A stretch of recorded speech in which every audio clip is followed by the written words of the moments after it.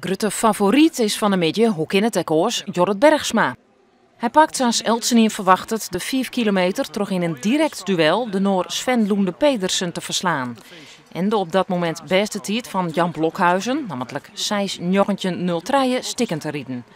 Het begin van de rit is nog een beetje voorzichtig, maar dan komt de versnelling.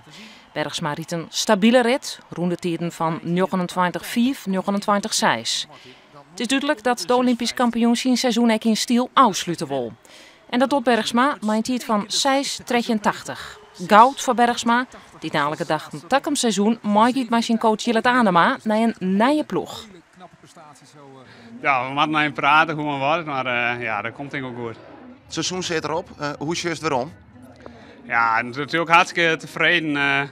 Olympische Spelen natuurlijk, mijn eerste. En ja, ik nou goud haal je op de 10 kilometer en brons op de 5 kilometer. Dus ja, dat is hartstikke best. En dan ik nog, ja, hier pak ik nog de wereldbeker over 4 van 10 kilometer. Dus ja, het is een fantastisch seizoen. Op een 400 meter is het Thijsje Oernema die het voor Friesland waard, maar de reetriedster van de Jouwer had net een goed seizoen. Net na de Spelen, een blessure, ze werd Joert uiteindelijk 8e, omdat ze in de tweede rit een tijd helpt van 38:23.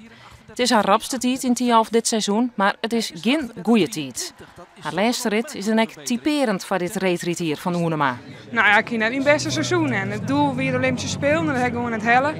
Dus ja, ik zocht net nog vol op het skaatsseizoen, zocht ik net echt heel goed weer waarom. Maar ja, ik heb op sommige vlagen een hele goede dingen net te zien. Alleen nog, ja, ik hield hem volle bij te won.